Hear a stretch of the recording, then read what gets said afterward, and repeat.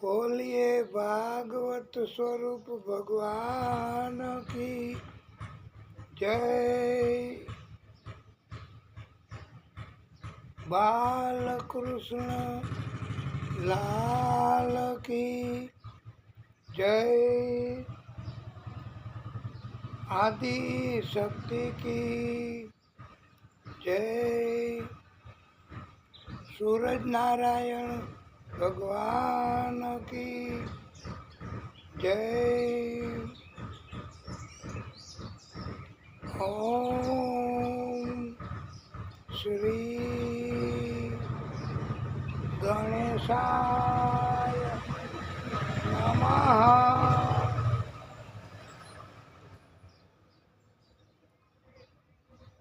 ओम श्री परमात्मने नमः।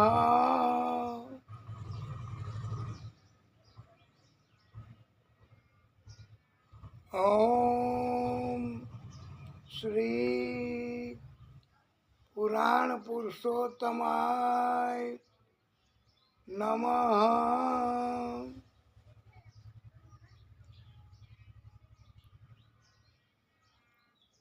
ओम श्री सरस्वत्यै नमः।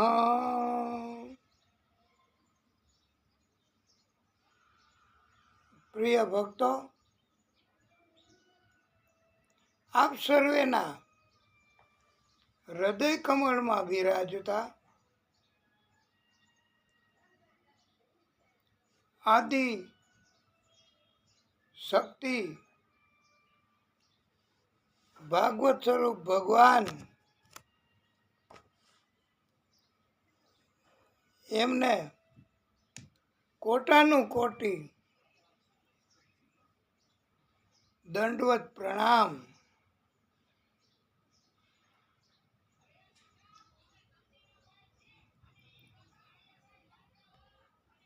ઓમ નમઃ પાર્વતી પતયે હર હે નારાયણ ભગવાન હર હર મહાદેવ હર। श्री वृंदावन बिहारी लाल की जय।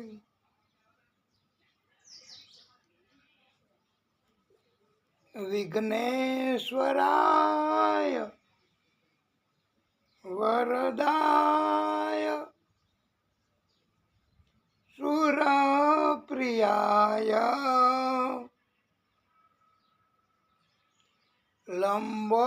लंबोदराय सकलाय जगत्पिताय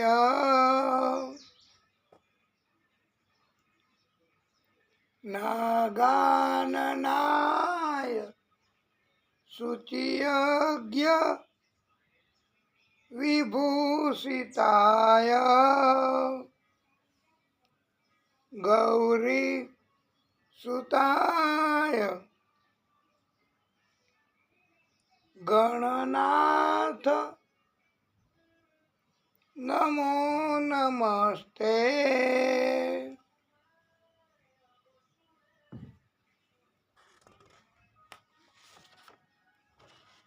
ओम सूर्यदेवाय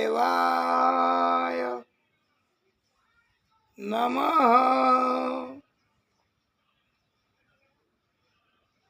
ओम अरुणदेवाय नमः। ओम अच्युताय નમઃ.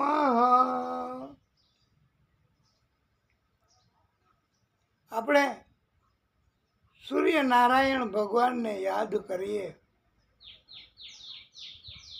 એનો દિવ્ય મંત્ર બોલીશું. ઓમ જપા કુસુમ સંકાશમ કાશ્યપેય મહાદ્યુતિમ તમોરીમ સર્વપાપગ્નમ પ્રણતોસ્મિ દિવાકરમ. અર્થાત ભગવાન સૂર્યદેવ એ ત્રણેય લોકના સ્વામી છે. આકાશ, પાતાળ અને પૃથ્વી એ ત્રણેય લોકના અધિકારી છે.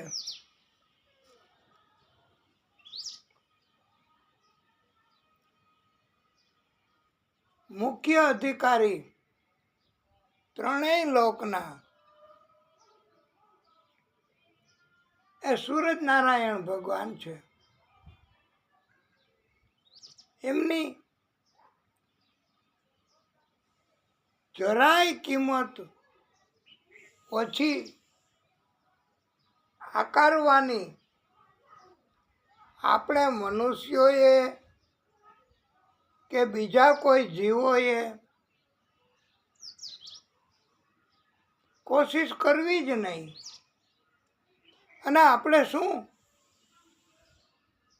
કોઈ ભગવાન, કોઈ દેવ એની કિંમતને આકારણી કરી શકવાના હતા. સૂરજનારાયણ ભગવાન એ એવી પ્રચંડ તેજ અને શક્તિ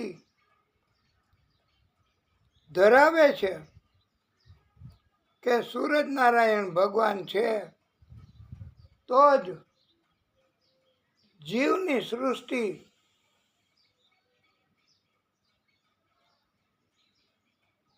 આ જીવંત રહી શકે છે.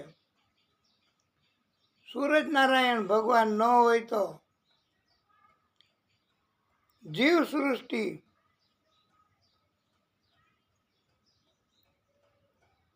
નથી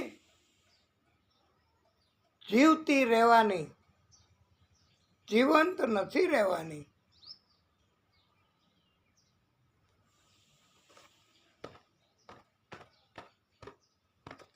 સૂરજનારાયણ ભગવાન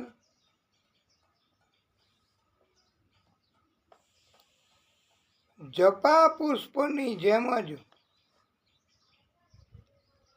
આખા ગ્રહમંડળમાં અરુણિમામયી છે. તથા જે સૂર્ય ભગવાન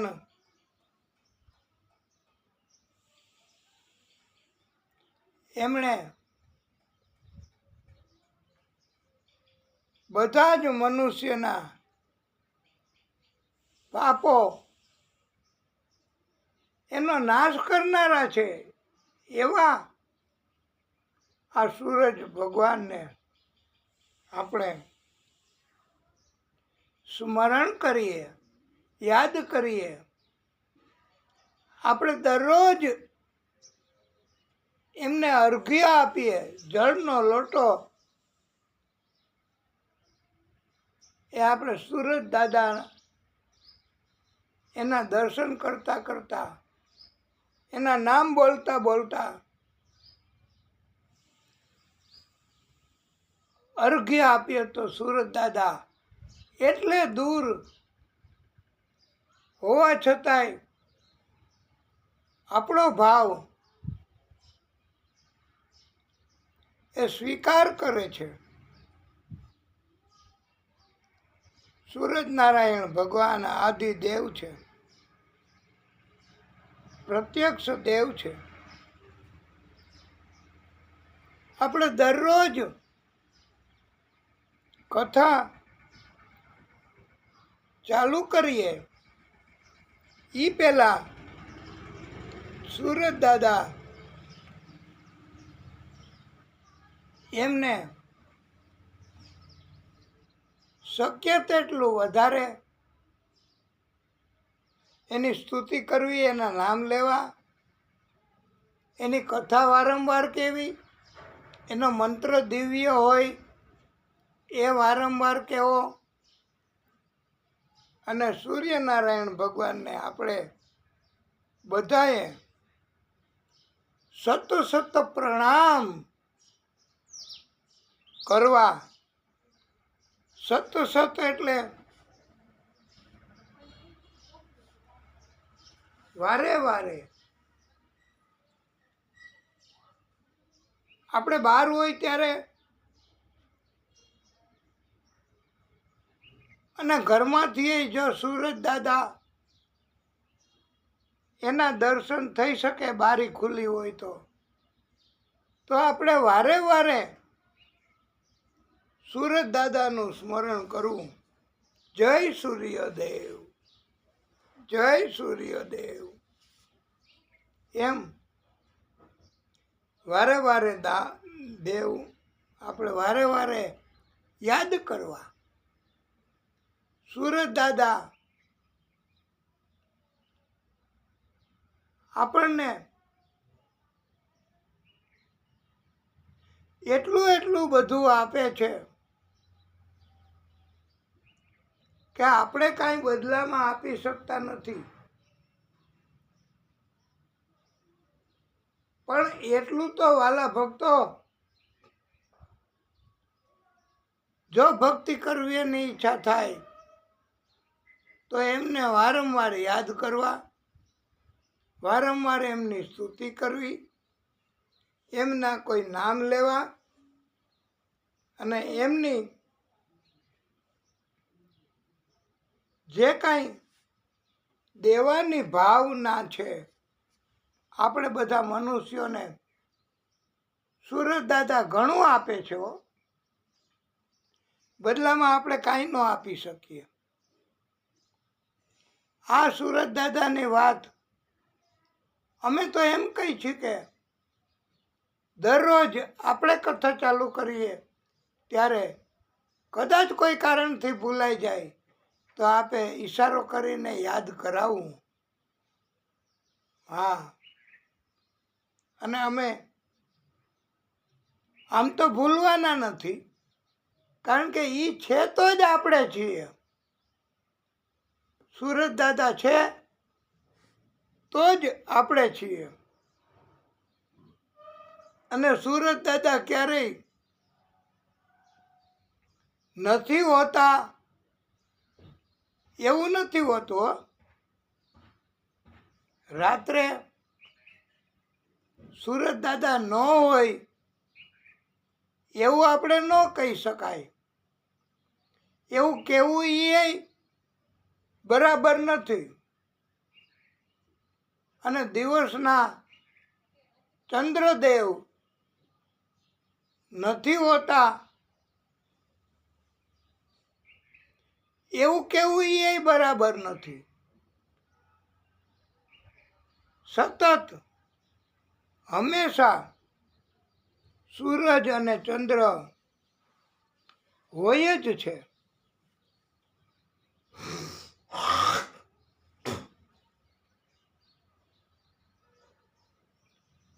રાત્રિ એટલે થાય છે, હવે એ તો નાના બાળકોને ભણાવવામાં આવે છે કે સૂરજની આગળ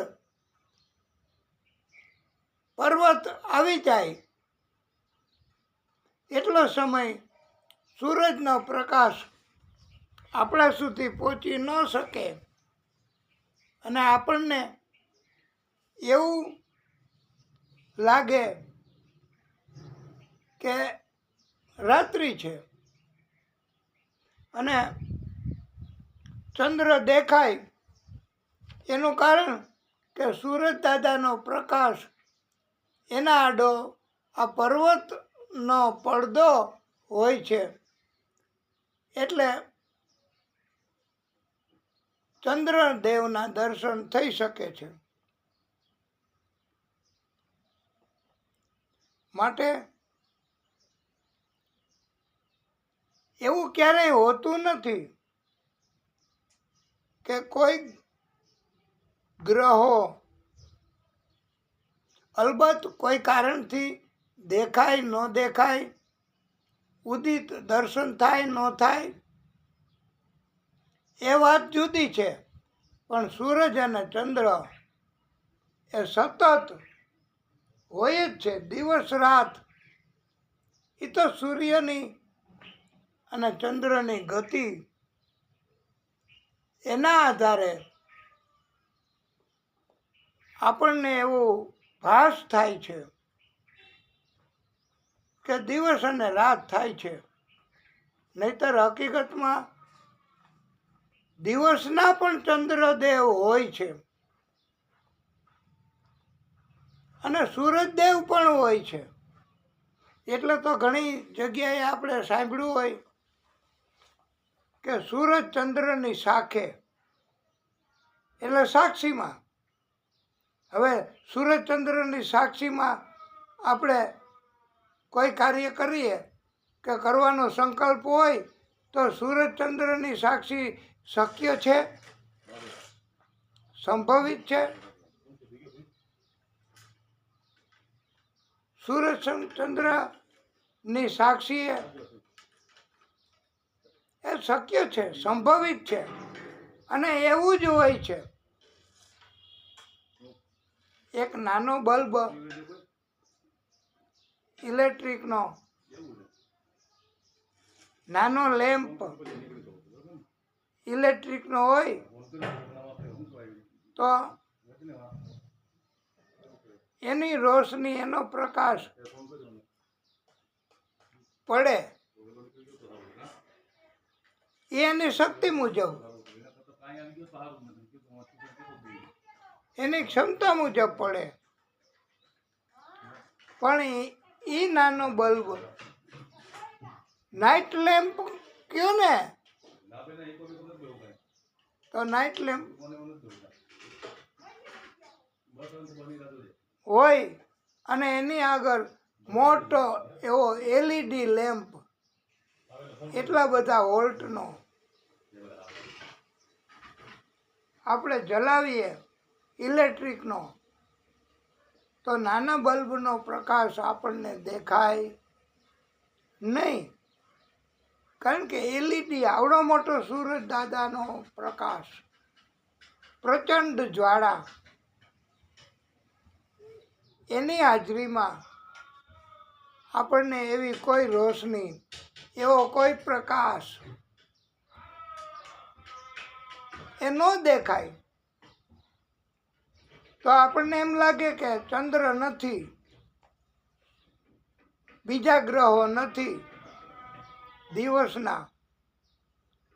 દિવસના માત્ર સૂરજ દાદા જ છે.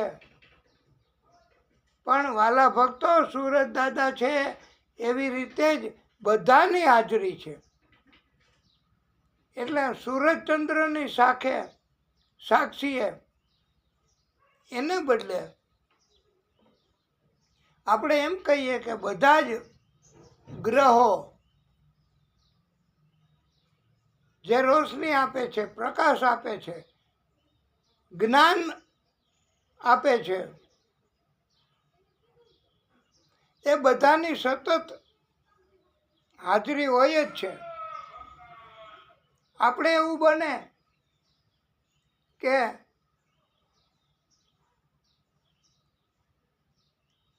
ઘણો સમય એક જગ્યાએ હોય, પછી ત્યાંથી બીજી જગ્યાએ જઈએ તો પેલી જગ્યાએ આપણી ગેરહાજરી હોય, એવું બની શકે.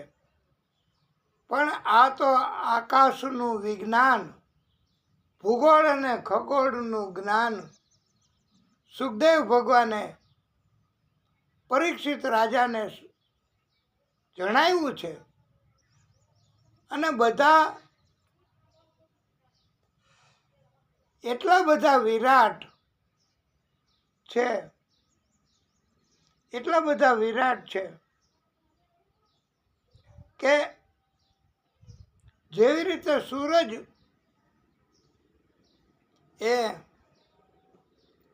આકાશ, પાતાળ અને પૃથ્વી ત્રણેય લોકના સ્વામી છે, ભગવાન છે, દેવ છે, અને બધા જીવોને બધું આપે જ છે.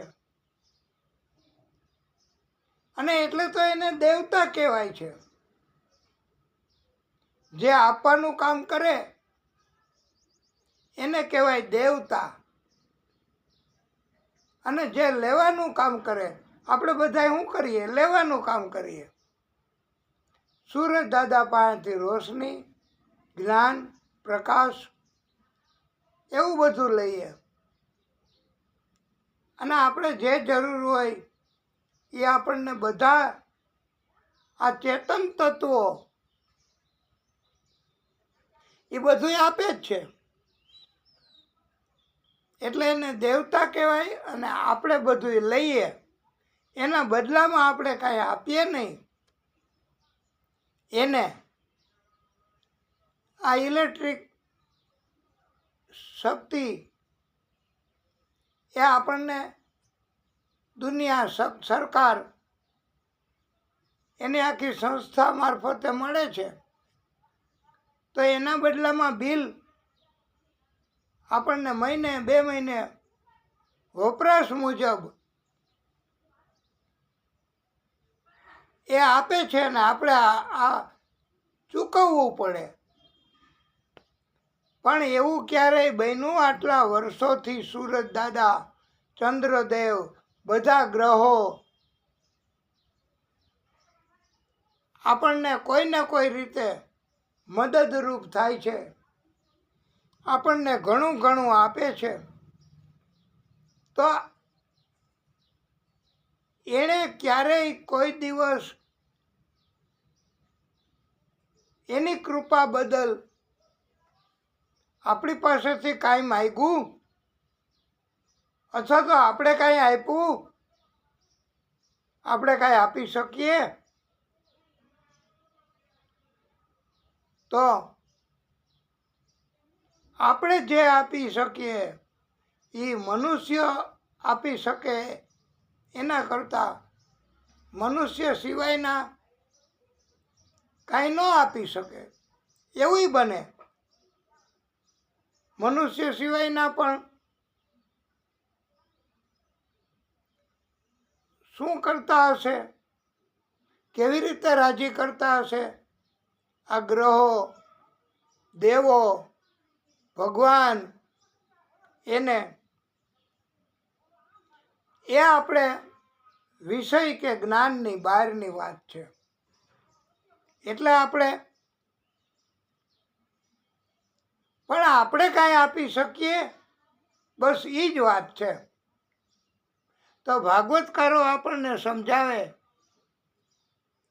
કે આપણે એની ભક્તિ કરી શકીએ, એનું સ્મરણ કરી શકીએ, એનું નામ જપ કરી શકીએ, અને એનાથી એ રાજી થાય, આપણું જીવન સુરક્ષિત બનાવે. આપણાથી જાણતા અજાણતા કોઈ પાપ કર્મ થઈ ગયા હોય તો એનો નાશ કરે. આ સૂરજ દાદા મનુષ્યના બધા પાપોનો નાશ કરે છે. અને આપણે બધા પાસેથી બધું જ લઈએ છીએ. એટલે આપણે કહેવાય લેવતા, લેવાવાળા. જે લેવાનું જ કામ કરે એને કહેવાય લેવતા. અને જે આપવાનું કામ કરે એને કહેવાય દેવતા. એટલે ક્યારેક કોક એમ પૂછે કે આપને કોઈ કથામાં જવાનું થાય અને ત્યાં કોઈ વક્તાશ્રી અમારી જેમ પ્રશ્ન પૂછે કે દેવતા કોને કહેવાય અને લેવતા કોને કહેવાય, તો અને આપણે દેવતાને એણે આપણી ઉત્પત્તિ કરી, ભગવાને આપણી ઉત્પત્તિ કરી, આપણો જન્મ, મૃત્યુ, લાભ, હાનિ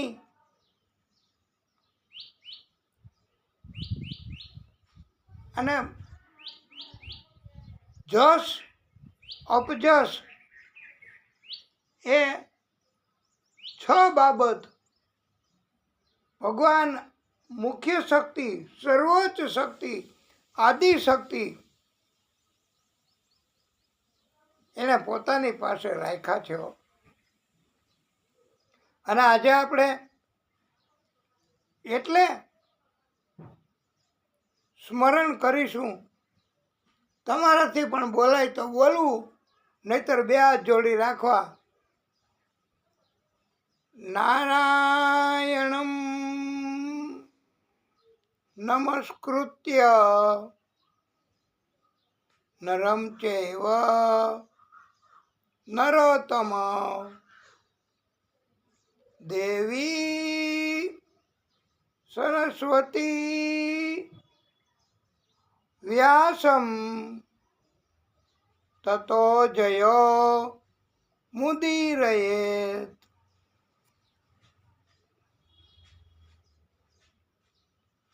આપણે આ બધા મુખ્ય અને કાયમી એવા પ્રાગટ્યો છે. આદિશક્તિ તો એક જ છે. એ કોઈ દી એક કરતાં વધારે ન હોઈ શકે, એક જ હોય આદિશક્તિ. ત્યાં કાંઈ 2 ન હોય. આ તો અમારાથી બહુ કહેવાય કે ન કહેવાય. અમે ક્યારેય કથા કરવા જઈએ તો એવા કોઈ બીજા માણસોની વાત તો નથી કરતા, પણ ગ્રુપની વાત કરવી છે કે 2 ગ્રુપ ન હોય આખા દેશમાં. આપણા દેશમાં એ અમે જોકે ટૂંકા પડીએ જ્ઞાનમાં, પણ ભાજપ અને કોંગ્રેસ એ 2 પાર્ટી તો મુખ્ય છે. બાકીના બધા હોય. એમ આપણે દ્વિધા એવી થાય કે જ્યારે આપણે પસંદ કરવાનું આવે ત્યારે કોને આપણે પસંદ કરવા, ભાજપ કે કોંગ્રેસ? તો જે આપણને સારી રીતે રાખે, સગવડતા કરી આપે, એ ભાજપ હોય કે કોંગ્રેસ હોય, 2માંથી એકને મત આપણે આપીએ. ઘણીવાર ભૂલે થઈ જાય આપણી કે ન આપવાનું હોય એને અપાઈ જાય અને એ રાજા બની જાય. તો ત્યાં ભગવાન એ 2 નથી હોતા, એક જ હોય છે. સર્વોચ્ચ મુખ્ય શક્તિ એ એક જ હોય. ન્યા વિકલ્પ નથી કે 2 તમે 2માંથી ગમે એ ભગવાનને ભજન કરી શકો કે એક કરતાં વધારે ભગવાન. એ તો એના પ્રાગટ્યો છે, એ તો એના સ્વરૂપ છે. બાકી પાર્ટી એક જ છે, જેને કહેવાય ભાજપ. એની પાર્ટી એક જ, અથવા કોંગ્રેસ, એ પાર્ટી એક જ. બાકી તો બીજા બધા એના પ્રાગટ્યો, એના માણસો એમ તો ન કહેવાય ભગવાનની બાબતમાં, પણ અને પ્રાગટ્યો એટલા બધા છે અનગિનત કે એમાંથી ઘણાય કાયમે હોય છે અને એમાંથી ઘણાય પોતાનું કાર્ય પોતાની લીલા કરી લે પછી મૂળ શક્તિમાં સમાઈ જાય છે. એમ પ્રાગટ્યો ઘણા હોઈ શકે છે અને આ તો વાત આપણે કથામાં કરીએ છીએ એટલે કહેવાનું થાય છે કે પ્રાગટ્યો એ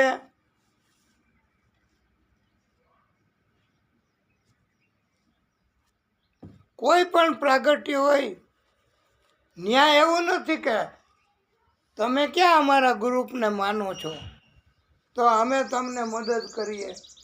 ન્યાય એવું ન હોય. ત્યાં તો તમે ગમે તેનું સ્મરણ કરો, ગમે તેની ભક્તિ કરો, મૂળ શક્તિની ભક્તિ કરો, એ પ્રકાશ સ્વરૂપ છે. એના પ્રાગટ્યોની ભક્તિ કરો તો એ પહોંચે તો મૂળ શક્તિને જ, સર્વોચ્ચ શક્તિને. તમે માતાજીને યાદ કરો, મહાદેવજીને યાદ કરો, ગણેશજીની ભક્તિ કરો, હનુમાનજીની ભક્તિ કરો, કોઈ પણ ભક્તિ કરો, બસ એના પ્રાગટ્યોમાં એવું નથી કે સર્વોચ્ચ શક્તિ એમ ન કહે કે તમે મારું ક્યાં કાંઈ કોઈ દિવસ કર્યું છે ભક્તિ સ્વરૂપે. તમે તો ગણેશજી કે માતાજી કે મહાદેવજી કે બીજા કોઈ ભગવાન, બીજા કોઈ ધર્મ એનું કરો છો તો તમે એને યાદ કરો, એ તમને મદદ કરશે. એવું કોઈ શક્તિ ન કહી શકે. આદિશક્તિ એ ભાગવત ભગવાન તરીકે પ્રાગટ્ય કર્યું છે, સત્ય સ્વરૂપે પ્રાગટ્ય કર્યું છે. અને જેને કોઈને મનુષ્ય ભક્તિ કરે, સ્મરણ કરે, એને તો એના પ્રાગટ્યને એની ભક્તિ કરે તોય એ પહોંચે તો એક જ જગ્યાએ, હો, સર્વોચ્ચ જગ્યાએ. એવું ભાગવતમાં આપણને સમજાવ્યું છે. એ પછી આપણે કહેવાનું થશે અથવા તો આપણે કહી દીધું હોય, પણ આપણે દવા લીધા પછી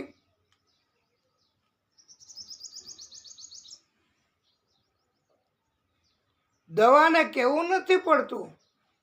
તમે દવા શરીરમાં લ્યો, મુખ મારફતે અંદર ઉતારો, કોઈ પણ મનુષ્યની વાત છે, અથવા ઇન્જેક્શન મારફતે દવા શરીરમાં પ્રવેશ, હૃદયમાં પ્રવેશ કરાવતા હોય છે.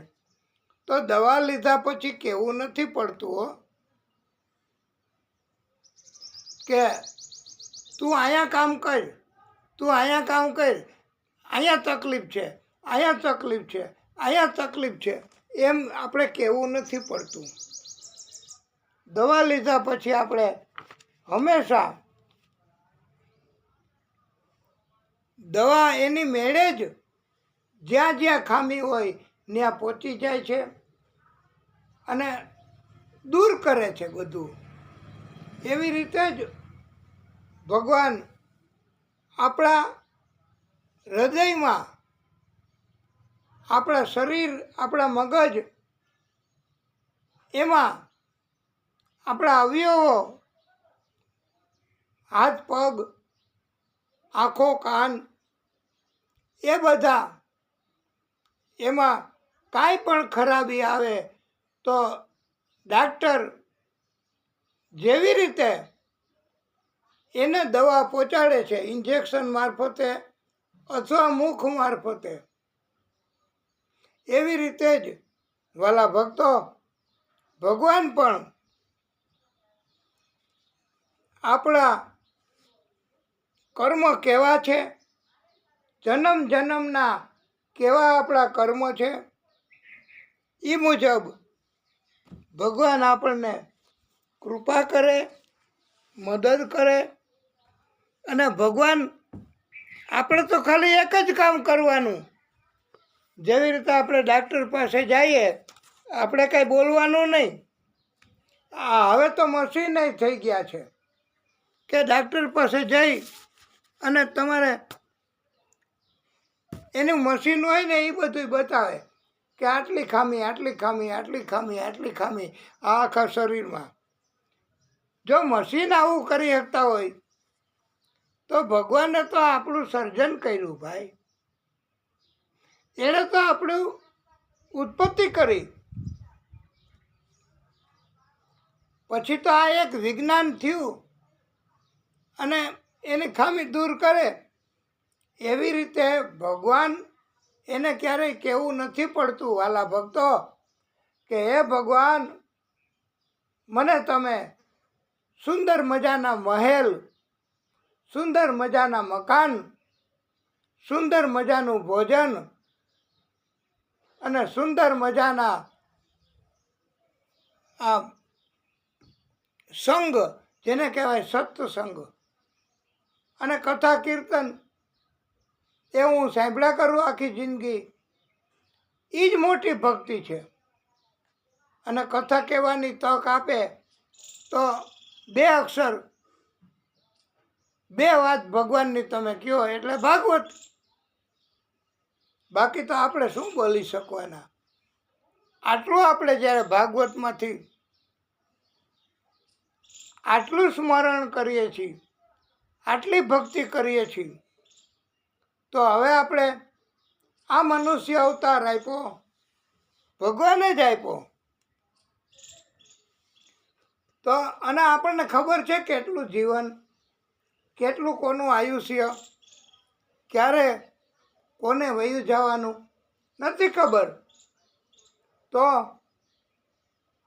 આપણે બધાએ શું કરવાનું? જીવ આપ્યો છે, શરીર આપ્યું છે, ઇન્દ્રિયો, આંખ, કાન, નાક, ગળું, ભોજન આપ્યું છે. દુનિયા આપણા માટે આપી, બનાવી ભગવાને. તો આપણે શું કરવાનું? આપણે તો એક જ કામ, બસ આપણો જન્મ થયો એ પહેલાંથી આપણને ખબર નથી કે આપણે કેવા કર્મ શું કર્યું છે. એટલે હવે આપણે ભાગવત એવું શીખવે, ભાગવત એવું કહે આપણને બધાને કે તમે ભાવે ભજી લ્યો ભગવાન, જીવન થોડું રહ્યું. આ થોડું જ કહેવાય. કદાચ 100 વર્ષ કે વધારે વર્ષ કે ઓછા વર્ષ, પણ હવે ખબર નથી કેટલું, તો થોડું જ કહેવાય. કાંઈક આત્માનું કરી લ્યો કલ્યાણ, જીવન થોડું રહ્યું. આમાં ઘણા મોટી ઉંમરના માણસો પણ કથા સાંભળતા હોય છે. અને એવા ભક્તો પણ કે જેને આ કથા યુટ્યુબ મારફતે પહોંચે તો એ જોવે છે, સાંભળે છે. તો કાંઈક આત્માનું કલ્યાણ થાય છે. એ શેનાથી થાય? કે ભગવાનનું ભજન કરવાથી, ભગવાનનું કીર્તન કરવાથી, ભગવાનનું ભજન જપ કરવાથી, ભગવાનનું નામ લેવાથી. એ તો પાકું જ છે ને. અને ઘટપણમાં પછી ભક્તિ નહીં થાય. જુવાનીમાં જેવી ભક્તિ થાય એવી ઘટપણમાં ન થાય. પછી ઘટપણમાં ગોવિંદ ભજાશે નહીં, પછી ઘટપણમાં ગોવિંદ ભજાશે નહીં. લોભ વૈભવ ધનને તજાશે નહીં, પછી ઘટપણમાં કરશું તો નહીં થાય. ઘટપણમાં બધું શરીર નબળું પડી જાય અને ઘટપણમાં ગોવિંદ નહીં ભજાય. લોભ, વૈભવ, ધન એનો ત્યાગ નહીં થઈ શકે. ઘટપણમાં તો આવું બધું વધે છે. એટલે બનો આજથી પ્રભુમાં મસ્તાન, જીવન થોડું રહ્યું તમે ભાવે ભજી લ્યો ભગવાન, જીવન થોડું રહ્યું. તાલીઓ નથી પાડવાની હો, હા તો જ તમે પાડશો, નહીં તો નહીં પાડો. જરા ચેતીને ભક્તિનું ભાતું ભરો, જરા ચેતીને ભક્તિનું ભાતું ભરો. કંઈક ડરતો પ્રભુનો દિલમાં ધરો, કંઈક ડરતો પ્રભુનો દિલમાં ડરો. છીએ થોડા દિવસના મહેમાન, જીવન થોડું રહ્યું. છીએ થોડા દિવસના મહેમાન, જીવન થોડું રહ્યું. આ થોડા દિવસના જ મહેમાન કહેવાય ભાઈ. પછી 100 વર્ષ જીવીએ, 1000 વર્ષ જીવીએ, 100 ની નીચે જીવીએ, એ આ દુનિયામાં તો આપણે મહેમાન જ કહેવાય. આ દુનિયામાં ક્યારે વયું જવાનું, ક્યારે આ મકાન ભાડાનું છે શરીર, એમાંથી આત્માને પ્રભુ મુક્ત કરે, ક્યારે એ કાંઈ નક્કી નથી. અને ક્યારેક આપણે જન્મ મૃત્યુ થાય એ પ્રભુ આપણને કહે નહીં. પણ આત્માનું કલ્યાણ કરવા માટે મનુષ્ય જન્મ આપ્યો છે. માણસો હોય તો કથા સાંભળી શકે, માણસ સિવાયના છે એ કથા ન સાંભળી શકે. અને જીવન બધાયને થોડુંક જ કહેવાય, કાંઈ વધારે ન કહેવાય. તમે ભાવે ભજી લ્યો ભગવાન, જીવન થોડું રહ્યું. બધા આળસમાં દિવસો વીતી જાશે, બધા આળસમાં દિવસો વીતી જાશે. પછી ઓચિંતા યમનું તેડું થાશે, પછી ઓચિંતા યમનું તેડું થાશે. નહીં ચાલે તમારું કોઈ તોફાન, જીવન થોડું રહ્યું. પછી આપણે જ્યારે યમરાજા એ બોલાવે કે હાલો દૂત મોકલે તો જવું જ પડે. ન્યા કાંઈ તોફાન ન હાલે, કે ન્યા આપણી ઈચ્છા ન હાલે, કે ન્યા વિનંતી ન હાલે, કે હું થોડીક ભક્તિ કરી લઉં પછી આવું, એમ ન હાલે. ન્યા તો તાત્કાલિક જ, અને પછી 1 સેકન્ડે નથી વધારે રાહ જોતા. કે ન્યા કોઈ તરકીબ, ન્યા કોઈ કૌભાંડ એ પણ નથી, કોઈનું હાલતું હો. એટલે કોઈની યુક્તિ પ્રયુક્તિ, તોફાન, કૌભાંડ એવું કાંઈ ન્યા નથી હાલતું ભગવાન પાસે, કે યમના દૂતો પાસે. એની પાસે તો એનું તેડું આવે ઓચિંતું તો જવું જ પડે.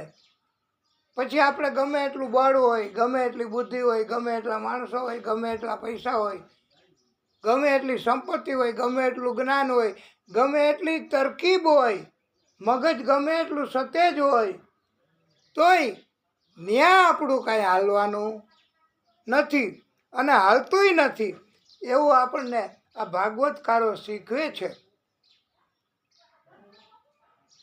એટલે હજી એકવાર આપને યાદ રહીએ એટલા માટે કે બધા આળસમાં દિવસો વીતી જાશે, પછી ઓચિંતું યમનું તેડું થશે, નહીં ચાલે તમારું કૌભાંડ, નહીં ચાલે તમારું તોફાન, જીવન થોડું રહ્યું તમે ભાવે ભજી લ્યો ભગવાન, જીવન થોડું રહ્યું.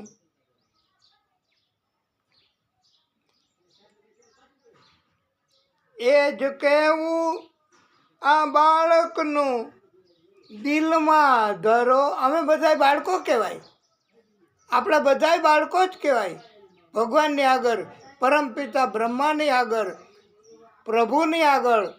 તો આ બાળક ભલે આપ મહાન કે આપ વિદ્વાન કે આપ પરમ ભક્ત, પણ છતાંય તમે અમારા જેવા બાળક, અમારા જેવા નાના ભક્ત, અમારા જેવા આ સામાન્ય કથા કરવાવાળા, એને તમે માન્ય રાખો અને કાંઈક તો તમે ધ્યાનમાં લ્યો.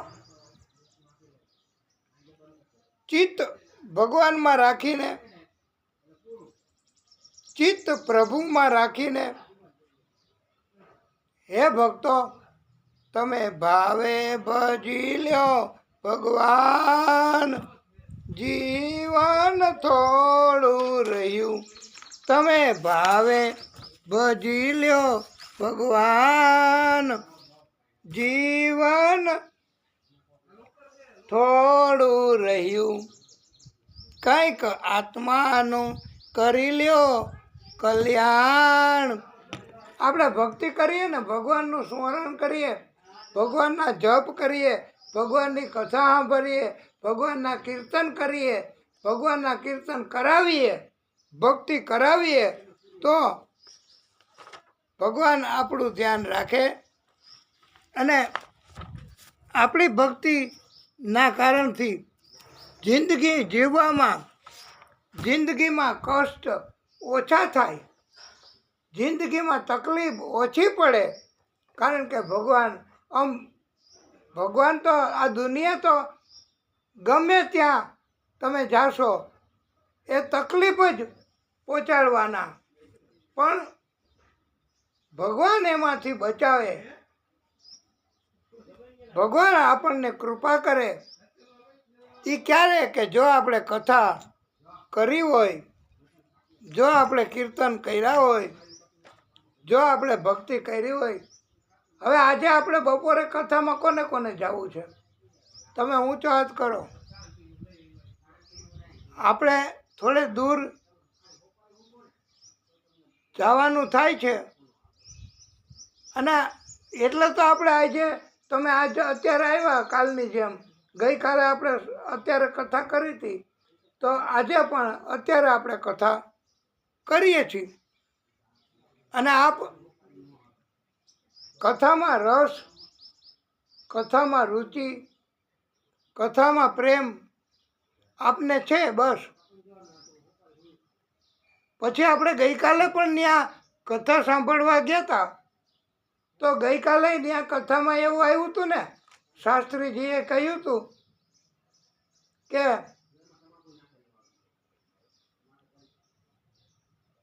તમે ભાવથી, કુભાવથી, પ્રેમથી, દુશ્મનીથી કે શત્રુતાથી કોઈ પણ રીતે તમે ભગવાનને ભજન કરો, ભગવાનના પ્રાગટ્યનું ભજન કરો, જપ કરો, તો એ પૂરેપૂરું જ ફળ મળે છે. એવું આવ્યું હતું ત્યાં. એટલે આજે આપણે આટલો ઉપદેશ, આટલી વાત અમારે આપને સંભળાવી છે અને સાથે સાથે થોડીક કથા આગળ લઈ જઈએ. જોકે આપણે તમને કાલે આવવાનું ઈચ્છા થાય, તમને કાલે ભગવાન પ્રેરણા કરે કે કથા સાંભળવી છે, આપણી કથા એ ચાલુ રહીએ. અને આ નિત્ય ભાગવત એ તમારા બધાની કથા છે. એ કાંઈ આપણે તમે સાંભળો અને અમે કથા કરીએ તો એ અમારી કે આપણી કથા માત્ર એટલી લિમિટેડ ન હોય. એ તો બધાની કથા, જેને પ્રેમ હોય કથામાં એમણે આવવાનું, જેને પ્રેમ હોય એમણે ભગવાનને યાદ કરવાના, અને જેને પ્રેમ હોય એણે કથા અરે ગમે તે રીતે મજબૂરીથી કે પરાયણે કે શરમે ધર્મે કે કોઈ જાતા હોય ને આપણને એમ થાય કે હાલો હાલો આપણે જઈએ, એમ વાદ કરીને જઈએ, તો પણ ભગવાન કથા સાંભળવાનું પુણ્ય સરખું જ આપે છે. એમાં એવું નથી કે તમે ભગવાનને કાંઈ વધારે મદદ કરો. અલબત્ત કોઈ ધન ભગવાને આપ્યું હોય અને આપણને એમ થાય કે આ શાસ્ત્રી, આ વક્તાશ્રી એ બહુ સરસ કથા કરે છે, એને કોઈ નક્કી નથી કરતા કે કેટલા લેશું ધન કે શું કરશું, પણ એને તો એમ કીધું હોય કે તમને હૃદયમાં વસે એટલું આપજો. તો આપણે જેટલું હૃદયમાં વસે એટલું, ફૂલ નહીં ને ફૂલની પાખડી એમ કહેવામાં આવ્યું છે કે તમે ફૂલ આપો તો સારું. અને એમ કીધું છે કે જેટલી કમાણી ધનની થાય એમ પંડિતો સમજાવે છે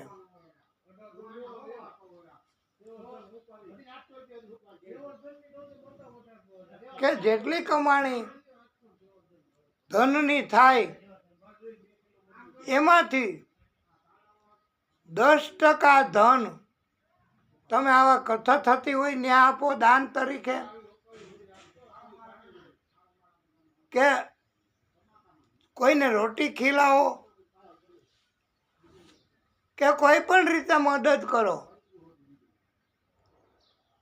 આવી રીતે કથા થતી હોય ને તમે એમ કહો કે એક ટાઈમ જમવાનું અમારા તરફથી, તોય ભગવાનની કૃપા થાય જ. અને જ્યાં જ્યાં ભગવાન એનું કાર્ય થતું હોય એમાં તમે 10% રકમ, જેટલી કમાણી થતી હોય, જેટલી આવક થતી હોય એના 10% રકમ તમે ધનની આપો. એમ પંડિતોએ આપણને સમજાવ્યું છે કે 90% તમારા સલામત થઈ જાય છે દાન કરવાથી. 90% ધન તમારું શુદ્ધ થઈ જાય છે, એવું ભાગવતમાં પંડિતો આપણને સમજાવે છે. તો આપણે ઘણાની પોલિસી તો એવી હોય છે કે એવા નિયમો હોય છે પોતાના બનાવેલા કે અમે 10% દેવાવાળા નથી, અમે 10% વધારાના લઈ લેવાવાળા છીએ. અરે ભાઈ, આ તો એક જાતનું અભિમાન, નહીં તો બીજું શું. એ ધારશે ત્યારે તમને આપે છે એ, અને તમારી પાસેથી લઈ એ લે છે. બલિરાજાનો તમે દાખલો આપણે કથા એની કહેશું ત્યારે તમને સમજાવવું છે કે બલિરાજા એને ભગવાને કેટલું આપ્યું, કેટલું આપ્યું, અને લઈ લીધું કોણે? ભગવાને. એ બલિરાજાની કથા વખતે આપણે વિસ્તારથી સમજાવશું. પણ 10% રકમ તમારી કમાણીની જો તમે આપી દો તો તમારે એ વાવેતર થઈ ગયું કહેવાય. અને ભગવાનની કૃપા. પછી તમારે ભગવાનને કહેવું ન પડે કે હે ભગવાન મને તમે કાંઈક આપો. ભગવાન કે તે કોઈ દિવસ આપ્યું હોય તો હું આપું ને. તો હવે આપણે થોડી કથા આગળ કરીએ અને પરમાત્મા રાજી થશે. શ્રી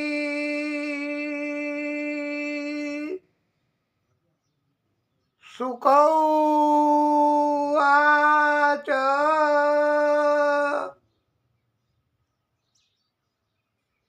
હે રાજન, પરમાશ્ચર્ય થયું છે. આપણે કોઈનું નામ નથી આપવું કે કોઈની જાહેરાત નથી કરવી. અને ઘણા વક્તાઓ તો બોલતા હોય, નામે લે છે. એ લોકો અત્યારે એ વક્તાશ્રી અહીંયા નથી, ધામમાં વયા ગયા હોય કે, પણ અત્યારે નથી અને હવે બીજા જન્મ લીધા હશે.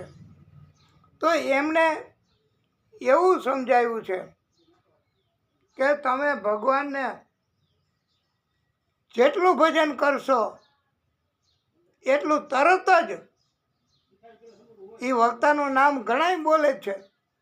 તો તમને તમે ઊભા થઈને બોલો. અમે કોઈની જાહેરાત કરવા માંગતા નથી કે અમે કોઈનું નામ લઈને એને સ્મરણ કરવું. એ કોઈને ગમે, કોઈને ન ગમે. એટલે અમારામાં એવી હિંમત નથી કરતા. તો તમે ઊભા થઈને બોલી શકો. કોણ? ડોંગરે મહારાજ. હાજી.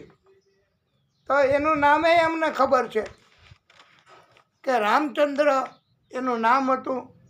અટક એની ડોંગરે હતી. અને એ બહુ કથા કરતા હો, બહુ સુંદર કથા કરતા, બહુ સરસ. અને બાલકૃષ્ણ એમને બહુ યાદ કરતા. અને એ જ્યારે બોલાવતા ને જય બોલાવતા ત્યારે બોલીએ બાલકૃષ્ણ લાલ કી જય એમ બોલતા. અને લાલો એ યશોદાને હંમેશા આનંદમાં જ રાખતો. એવી સરસ મજાની વાત અને કથા કરતા. અત્યારે એમને યાદ કરવાનું મન થાય છે. અને અમે તો ભક્તિ કરીએ છીએ. અમને કોઈ યાદ કરે કે ન કરે એ તો ભગવાન નક્કી કરે. માણસોએ નક્કી નથી કરવાનું. હો ભાઈ, માણસો તો બધું જાણે પોતે જ વિદ્વાન ન હોય, પોતે જ મહાન ન હોય, પોતે જ આ રચના ન કરી હોય, એવું વર્તન કરતા હોય. અને અભિમાન નહીં તો બીજું શું કહેવાય? તો હે પરીક્ષિત, હે રાજન, રાજા અસીદ ભીષ્મકો નામ વિદર્ભાધિપતિ મહાન તસ્ય પંચાભવન પુત્રાઃ કન્યૈકાચ વરાનના.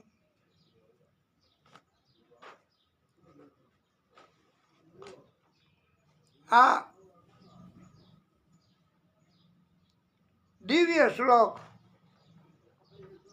કે રાજા ભીષ્મક વિદર્ભ દેશના રાજા હતા, અધિપતિ હતા, બહુ મોટા રાજાઓ ભીષ્મક. તમે નામ સાંભળ્યું હશે ઘણી વાર,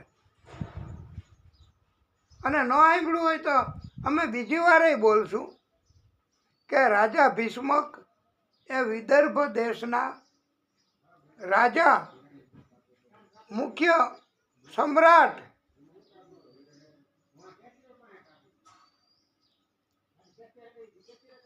એમને 5 પુત્રો અને એક સુંદર મુખવાળી કન્યા હતી. આ ભીષ્મક રાજાને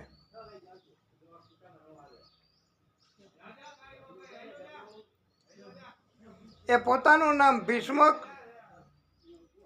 એને 5 દીકરા અને એક કન્યા હતી. પત્ની એ હતી. એ બધાના નામ આપને હાજી કેવા જ છે. હવે જો તમે બધાથી લખવું હોય તો તમે લખજો. જો કાગળ પેન છે, આ તો ભાઈ એને આપો. બધાથી મોટા પુત્રનું નામ હતું રૂકમી. કારણ કે પછી તો આપને આ કથા ક્યારે પહોંચે, યુટ્યુબ મારફતે પ્રતાપ વ્યાસ એવું તમે સર્ચ કરો તો આ કથા મળશે. પણ એ ક્યારે મળે? અત્યારે જ તમે લખો કે બધાથી મોટા પુત્રનું નામ રૂકમી હતું. બીજા નાના હતા, એનાથી નાનો હતો, મોટો હતો સૌથી, એનું નામ તમે બોલતા જાઓ, રૂકમી. પછી રૂકમા રથ. બધાના નામ આ રૂકમો તો આવે જ હો. ત્રીજો રૂકમો બાહુ, ચોથો રૂકમો કેશ, અને 5મો સૌથી નાનો એ રૂકમો માલી હતો. એની એક નાની બેન હતી. એટલે એમ કહેવાય છે કે આ 5 મોટા અને નાની બેન, એનું નામ હતું એ રૂક ઉપરથી જો રૂક્ષ્મણી. હા, તમે આમ તો સાંભળ્યું લાગે છે હો કથા. એટલે એ 5મી બેન હતી નાની, એ રૂક્ષ્મણી. એકને એક 5 ભાઈઓ, એક બેન અને માતા પિતા.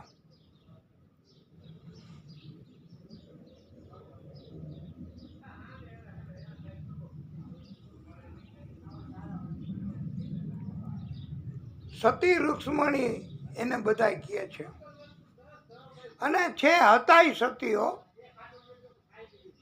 અને કથામાં જ એવું લખ્યું છે કે એની બુદ્ધિ, એની શક્તિ, એનું સતીત્વ, એ આપણે કથા વિગતવાર કેવી છે. અને રૂક્ષ્મણી નાના હતા ને ત્યારે ઘણાય સંતો, અતિથિઓ આવતા આ રાજાની પાસે, અને બધાય એમની પાસેથી આ રૂક્ષ્મણી એ ભગવાનની વાતો બહુ સાંભળતા હો. સંતો હોય તો એને કે તમને આવડે, તમે આ કથા મને વાત કરો, કૃષ્ણની વાત કરો, કૃષ્ણની કથા કરો. એમ નારદજીની વાત, કૃષ્ણની વાત, બધી વાત બધાય આવતા એની પાસેથી સાંભળતા હતા.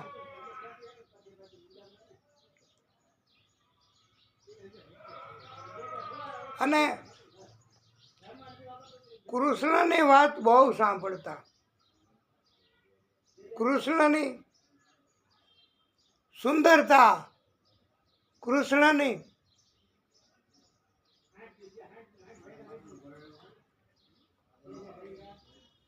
જે ગુણ કૃષ્ણના હતા બધાય,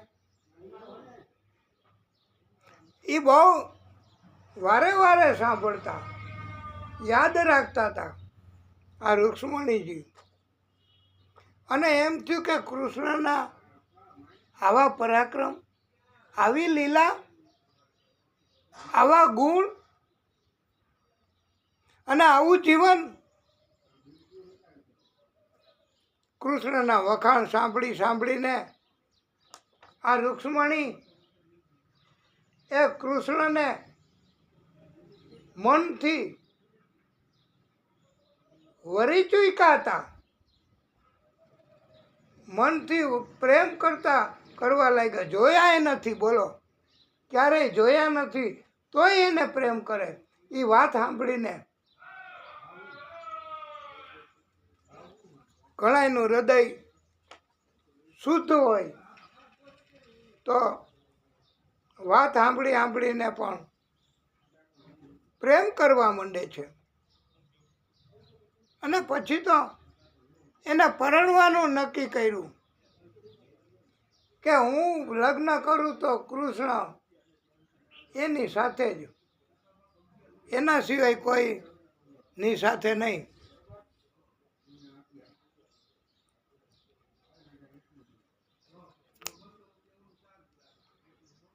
મારે અને પછી તો માતા પિતાને ખબર પડી, ભાઈઓને ખબર પડી કે આપણા કુંવરીબા રૂક્ષ્મણી એ કૃષ્ણની સાથે લગ્ન કરવા ઈચ્છે છે. અને બધાયને કૃષ્ણ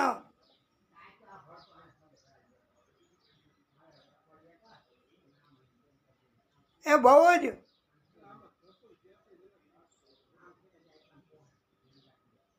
મદદરૂપ થાય. અને કૃષ્ણ બધાયને પસંદ કરતા હતા. કૃષ્ણ કોઈને ન ગમે એવું, અને ભક્તિ તો બહુ કરાવે કૃષ્ણ. જશોદા, નંદ, બધાને કૃષ્ણ આનંદ કરાવે. અને એમ કહેવામાં આવે છે કે રૂક્ષ્મણી એના વિવાહ કૃષ્ણની સાથે થાય તો એમાં પાંચ ભાઈઓ હતા ને, એમાંથી સૌથી મોટો એ વિરોધ કરતો હતો. એ સ્વાર્થી હતો, સૌથી મોટો અભિમાની હતો. અને એના માતા પિતા એનું પણ કયું કરતો નહીં, એનું પણ માનતો નહીં. માતા પિતાની ઈચ્છા હતી કે મારી આ કન્યા ભલે ને કૃષ્ણ સાથે પરણાવવી, એમાં શું ખોટું છે. પણ ચાર ભાઈઓએ એમ હતું કે અમારી બેનને કૃષ્ણ સાથે પરણાવવામાં કાંઈ વાંધો નહીં. શું વાંધો હોય એની સાથે વિવાહ કરવામાં? પણ આ મોટો ભાઈ રૂકમી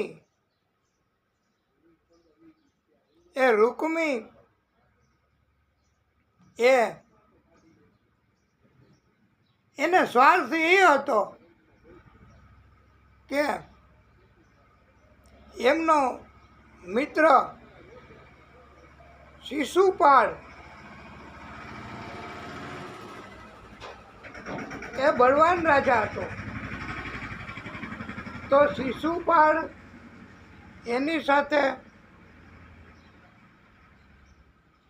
પરણાવે પોતાની બેન રૂક્ષ્મણી,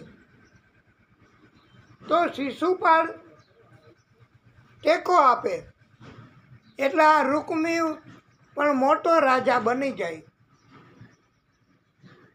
એની બેન પરણાવે તો શિશુપાળનો ટેકો મળે, અને શિશુપાળ એને જરાસંઘ નામનો મહાન સમ્રાટ, મહાન રાજા એ જરાસંઘ, એમણે શિશુપાળને સપોર્ટ કર્યો હતો.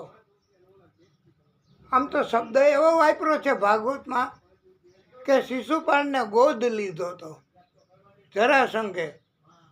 હવે તમે બહુ પ્રશ્ન બાબતમાં ન કરશો, કારણ કે આપણે સમજાવશું તો પછી આગળની કથા થોડીક કેવી છે તો નહીં કહી શકાય. એટલે ગોદ લીધો હતો, અથવા તમે એમ માનો કે જરાસંઘે એને સપોર્ટ કર્યો. તો શિશુપાળ સાથે પરણાવવામાં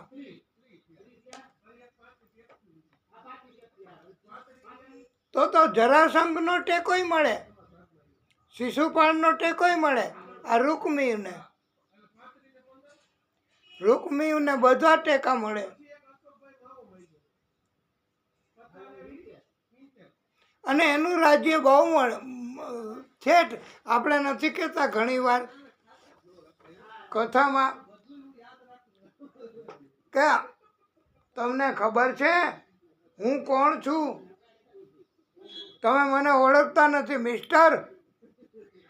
મારી પહોંચ, હમણાં એક ફોન કરું ને મોબાઈલમાં તો અહીંયા આખી ફોજ મિલિટરી આવી જાય. મારી પહોંચ ઠેઠ રાષ્ટ્રપતિ સુધી છે. લે, આટલું બળ હવે હોય કે ન હોય, પણ આમ કેવું, એટલે આવી બધાને મનોકામના હોય, મનની ઈચ્છા હોય મોટે ભાગે કે મારું બળ વધારે થાય, મને બધાય ઓળખે, મારાથી બધાય ડરે, અને હું કહું એમ બધાય કરે. બોલો, તો ભાઈ તમારામાં અને ભગવાનમાં કાંઈ ફેર શું રહ્યો? કાંઈ ફેર ન રહ્યો. મોટા રાક્ષસો, મોટા દૈત્યો ભગવાન પાસેથી જ વરદાન માગીને બળવાન થઈ જાય, અને એ કે હવે હું તમને જ મારું. એ પછી આગળ કથામાં આવશે. એટલે શિશુપાળ એની સાથે લગ્ન કરવા રૂક્ષ્મણીના એટલા માટે કે રૂકમી એને મનમાં ઈચ્છા એવી કે એનું બળ, જરાસંઘ એટલે એ વખતનો રાષ્ટ્રપતિ, એમ કેવું અમારે કેવું છે કે એટલું બળવાન હતો જરાસંઘ, એને કોઈ હરાવતું જ નહીં. અલબત્ત કૃષ્ણ એણે હરાવ્યો હતો, એ કથા પછી કેવી છે, પણ એનો સ્વાર્થ એ હતો કે બેન રૂક્ષ્મણીના લગ્ન જો શિશુપાળ સાથે કરીએ તો મારું રાજ્યનું બળ વધે, અને આવી રીતે જ ઉપર મને માન સન્માન મળે અને મને બધું મળે. અને એને તો ધમકી આપી દીધી ભાઈ, માતા પિતાને, બીજા ભાઈ 4 અને બેન રૂક્ષ્મણીને કે જો શિશુપાળ સાથે લગ્ન નહીં કર્યો તો હું તમને બધાને માર નાખીશ. અને રૂક્ષ્મણી નહીં ધમકી, બોલો, કે હું કહું એની સાથે તું નહીં લગ્ન કરે તો તને માર નાખીશ. હવે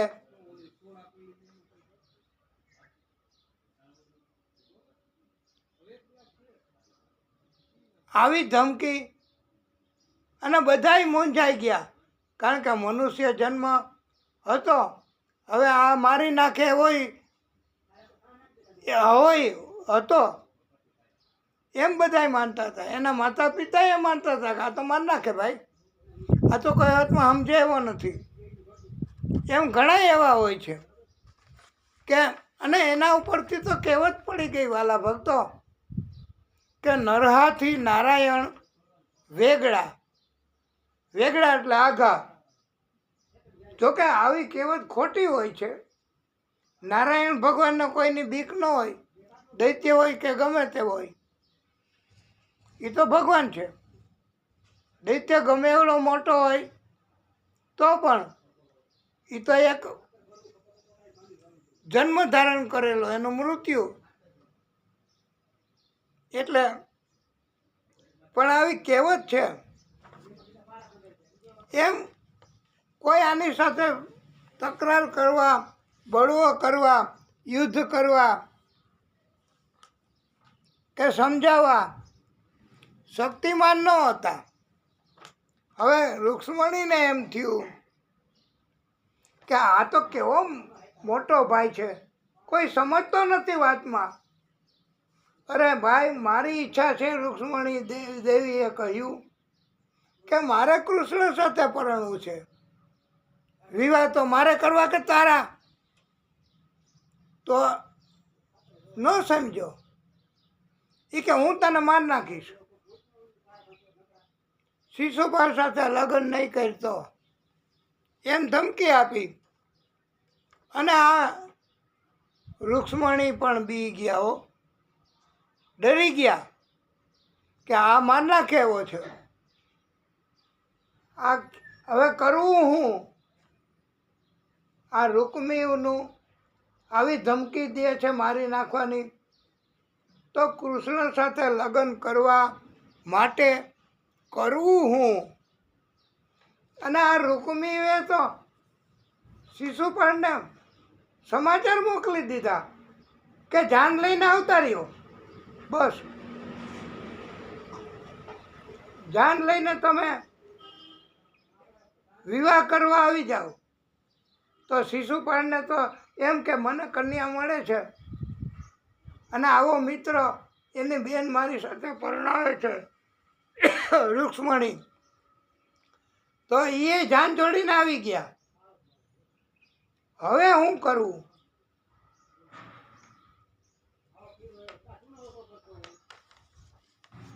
હવે કેવી રીતે, ઉપાય શું કરવો? એ ઉપાય કેવો કરવો, શું ઉપાય કરવો, એ પણ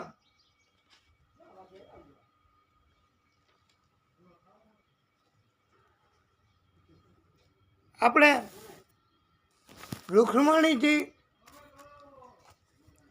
એને શું ઉપાય કરવો એ આપણને તો ખબર જ ન પડે હો. આપણે તો કરી જ ન શકીએ કોઈ ઉપાય, કારણ કે આ તો એને આગળ બધાય ટૂંકા, અને ભગવાન ટૂંકા ન પડે, પણ રૂક્ષ્મણી એ હવે શું ઉપાય કરે છે, ભગવાન એને કેટલી મદદ કરે છે કૃષ્ણ, એ બધી કથા હવે આપણે વિગતવાર પછી આવતીકાલે કરીશું. આજે આપણે હવે બપોર પછી આ કથા આપને લોકોને મળી જશે યુટ્યુબ મારફતે, અને આપ આ કથાનું પણ શ્રવણ કરી શકશો. અને અમે પોતે કથા સાંભળવા જવાના છીએ. આપણે ગામમાં શિવ મહાપુરાણની કથા નથી, કે ક્યાં છે? અને ભક્તિ અમારે કરવી હોય અને ભગવાનની કૃપા અમારે જરૂર પડે જ. એટલે એમ કહેવાનું છે કે આ કથાને આપણે વિરામ આપીશું. પછી આગળની કથા કરીશું આવતીકાલે. બોલીએ ભાગવત સ્વરૂપ ભગવાન કી જય. ઓમ નમઃ પાર્વતી પતયે. હર હર મહાદેવ હર. હે પ્રભુ, કથાને વિરામ